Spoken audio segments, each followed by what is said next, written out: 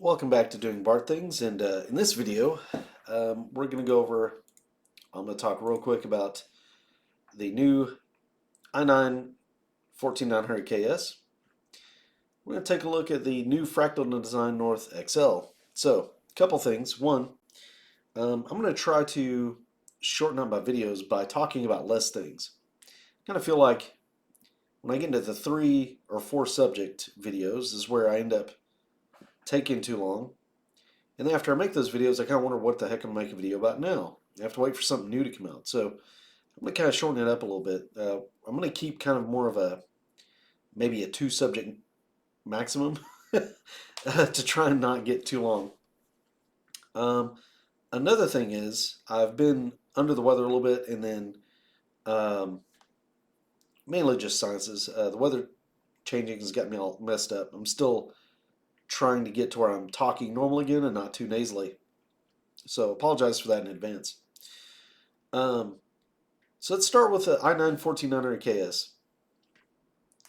This 400 watt, probably plus monster is going to do 6.2 gigahertz. The 14th gen is a good run of CPUs. They're not bad. They are not much better at all than the 13th gen. Really just kind of a bend 13th gen CPU. I don't really think they're even that much faster than the 13th gen at all. However, I think they're going to phase out 13th gen a little bit. You can still get 13th gen um, and 12th gen for that matter. There's a lot of 12th gen hanging out there, which you can find some really stellar deals on those. 12,900K is a good chip. Wow, these numbers. I would say the 14900K, 14900KS, the 13900K are chips that one should only get if they really want to go ham on cooling. If you're willing to go just bonkers on your cooling and blow a lot of money there, you can get these chips and you can beat almost anything. They will be the fastest at most everything you could want to do in a personal rig. Um, they will also take the most power. They will dump all the heat into your room. If you're prepared for all that, then cool. I think for my money and the experience I've had, I had a 13900K. No, I'm sorry, 14900K. And after playing with it, I realized the cooling that I had and the way I was going at it, it wasn't going to do what I wanted it to do. I don't think you buy these chips and pay the the fee of entry to not get the ability to go. Let's go ham, unlock it, and go crazy, right? Like I don't think um, if you can't do that, then you're not really getting your money's worth out of these chips. Um, the 14700K, however, I think you go fairly ham with, probably get roughly the same performance um, when you unlock it, and probably enjoy it a lot more. I think you get more of your dollar out of the 14700K versus the 14900K. If you're stuck with just a 240 watt AIO, a 360 watt AIO, really big air coolers, 14700K is, I think, a way better deal. Um, and that's just kind of how I feel about it. I don't think it's fair when AMD fanboys say that these are like, oh, they're so power hungry. You know, like ultimately, if you can cool them, it doesn't matter that much. They're harder to cool though. If you want to use them for what I think they're really for, and that's to go be an enthusiast and really get in there. Um, they work great. They're stable, but you got to cool them. You have to figure out how to deal with that 300 watts or whatever it is. You know, if you can do that, you're good. You're good. You're golden. You also have to decide if you want to do with that or if you want to deal with that. That's the deal. You know, I think on my 14900K, I never got a really solid mount.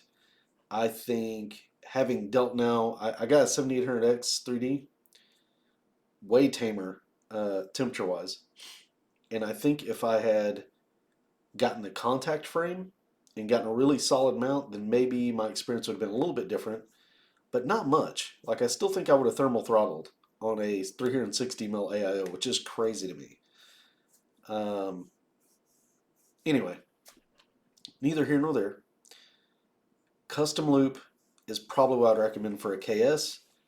Uh, I mean, maybe the creme a la creme of AIOs with a potentially even with a D lid, I think could almost get you there. So other than that, I think you got to go custom water if you really want to just extract everything the 14900 KS has.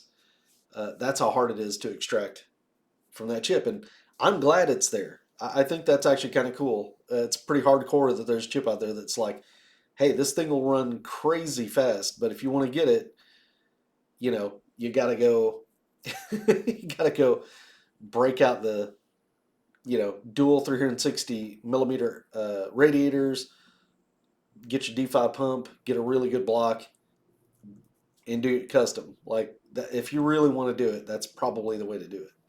I think that that's kind of hardcore, and so I sort of support Intel in this a little bit, uh, but it's not enough, realistically. To make. I mean, people just aren't going to fork out $1,000 worth of their hard earned to just make a water cooling setup that will suffice for this.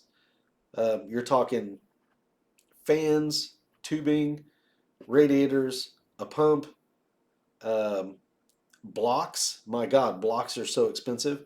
And if you're going to do your CPU this way, you might as well do the GPU. Um, like that's the thing about a custom loop is, yes, you could just cool the CPU, but part of me is like, well, if you're going to do that, then you know, do the GPU while you're at it. Um, yeah, it's gonna get really expensive real quick. Um, Not doing the GPU block uh, and going with like a single 360 mil rad with some good fans probably is the cheapest way to go at it. Go about it. I think you're still talking 500, 600 bucks. I would guess for the water cooling, maybe. Mm, yeah, I mean, you probably find some kit out there, but yeah, like it's going to be something like that. To do your custom, you got to have a reservoir. Like it's a whole, there's a whole thing, right?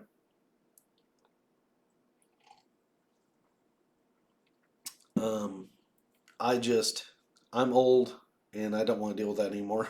So, as a matter of fact, I almost want to go back to air cooler. Like I want to get a good heat sink um, with some good fans and kind of go at it that way almost. I just don't want to deal with that. So for me, the 14700K would be a way better deal. Um, for someone who's ready to go in after it, the 14900K or KS, I mean, see what you can do. Like they will take all the cooling and then some that you can give to them. Uh, so enjoy that. It's also going to be the most expensive one. It's probably going to be about 600 bucks. So there you are. Um, Next item, I am really excited about the Fractal Design North XL. So I've got a Fractal Design North, big fan of it. I think it's awesome looking. It feels very well built.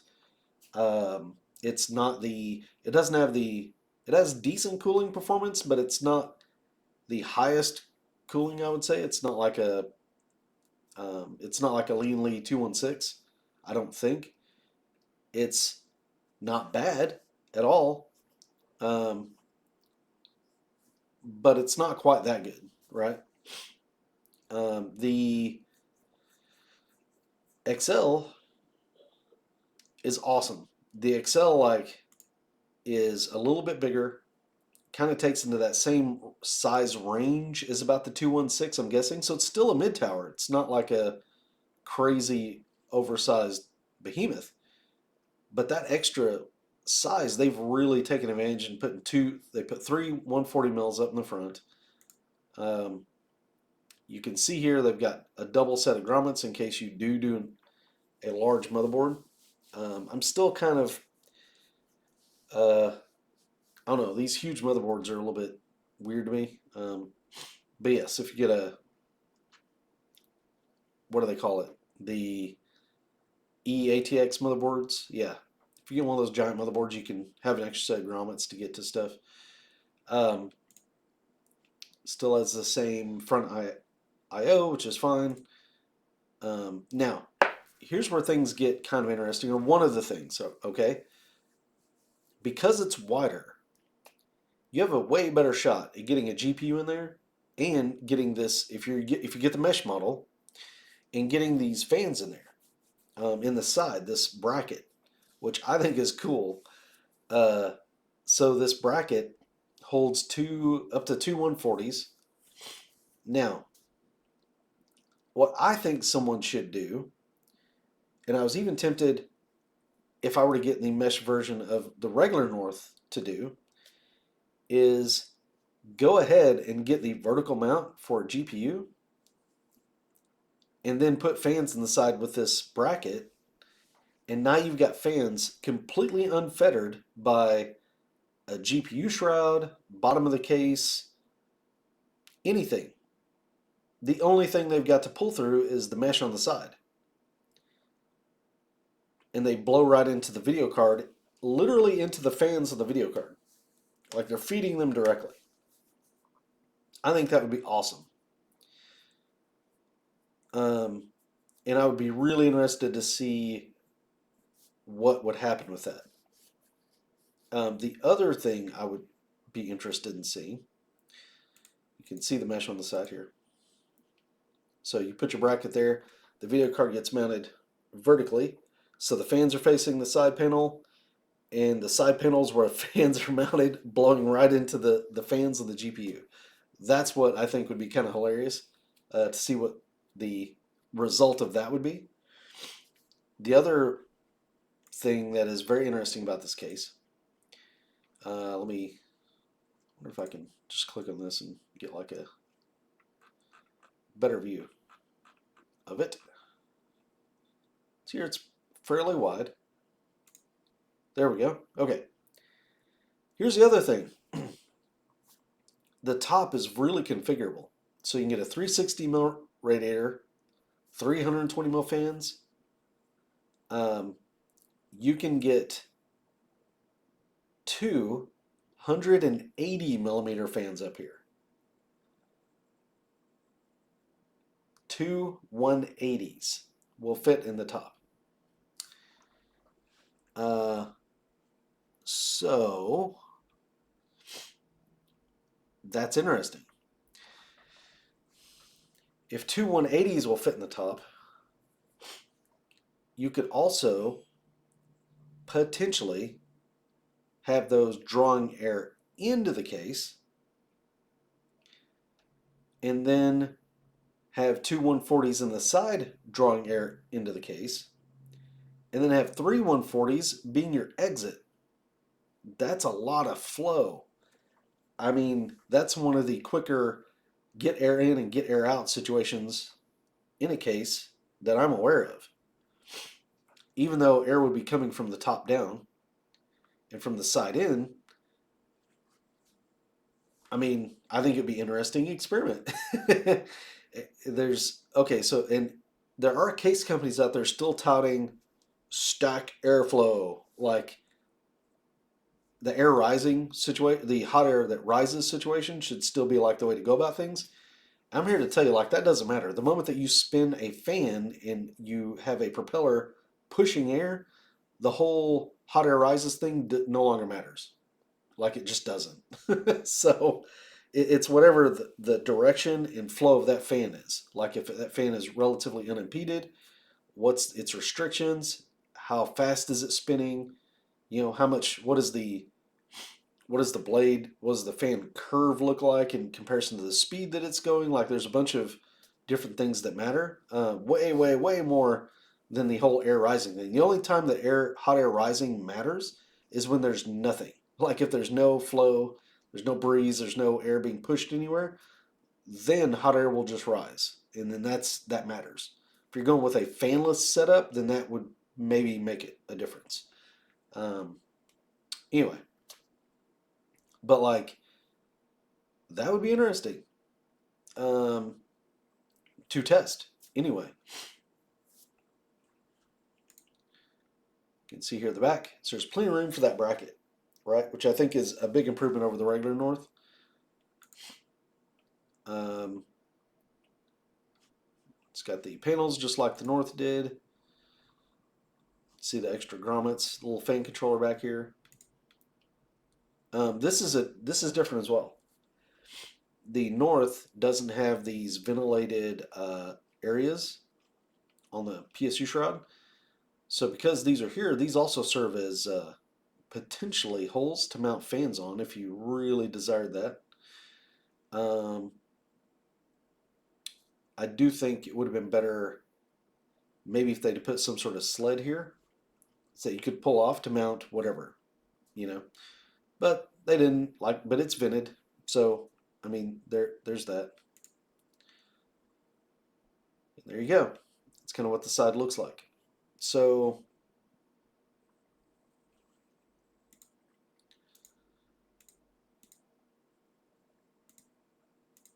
is it good? Oh yeah, yeah, baby. I think it's good. I like the looks of it a lot. Uh, I like it. Um, is that regular North? Yeah, it's 180 bucks. It's kind of pricey, so I'm not too. Um, I'm not too happy about that. But you can clearly see, like you fit a 360 on the top, no problems. Um, there's actually quite a bit of clearance. So I'm actually pretty confident you could fit like the Arctic 360 on the top, which is one of the thicker ones, right?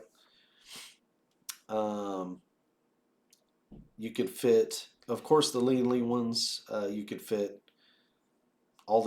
I think all the thicker radiators, the ones that definitely are a problem in the regular North. You're not going to fit those 30 mil thick radiators in the top. I've got a Deep Cool 240 AIO in mine right now, and it barely clears a RAM.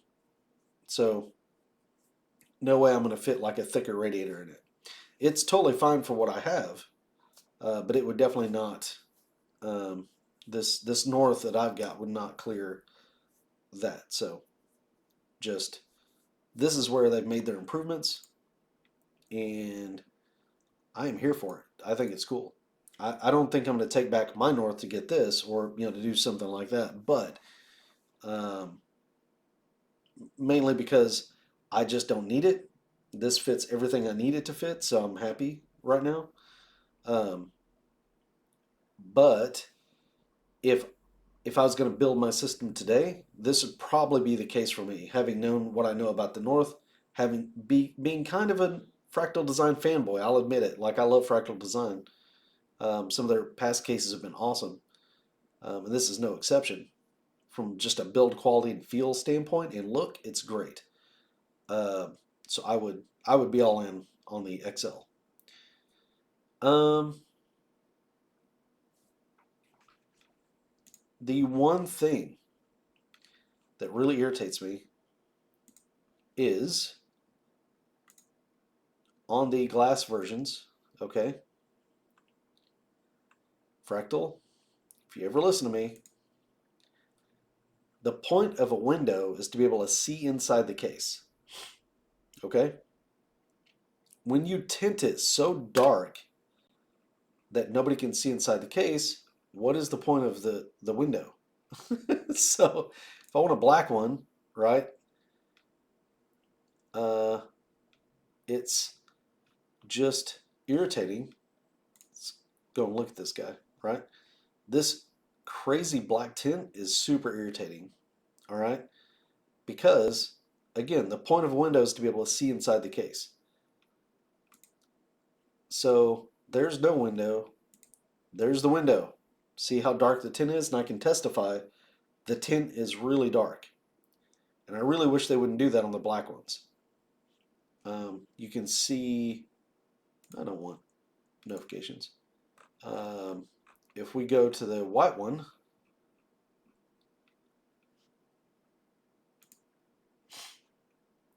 right, it is clear.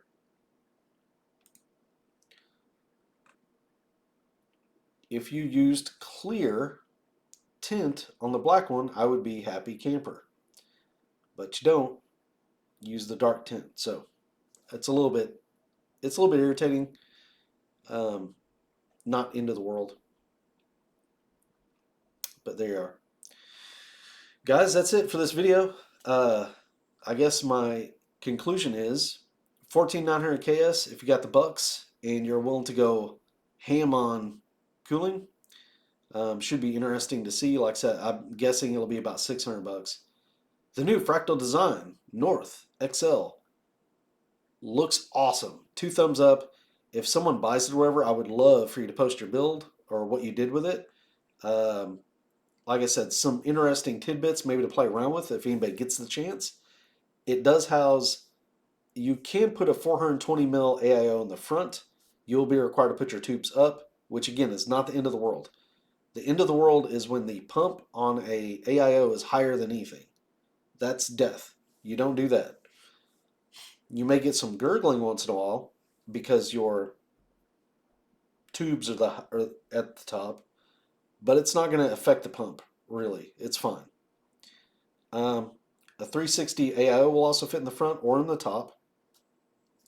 You can fit 280 millimeters fans in the top of that thing, which I find an interesting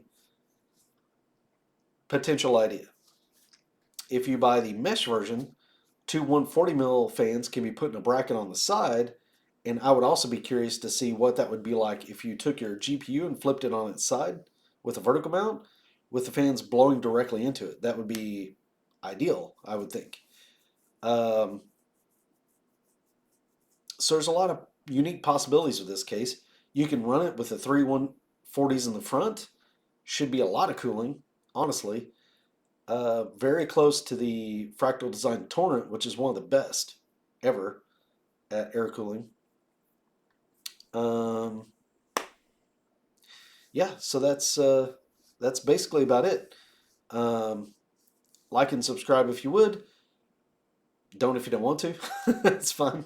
But maybe leave a comment. If you're interested in one of these Fractal Design XLs and you get one, I would love to hear about that because again, I think this is a really cool case.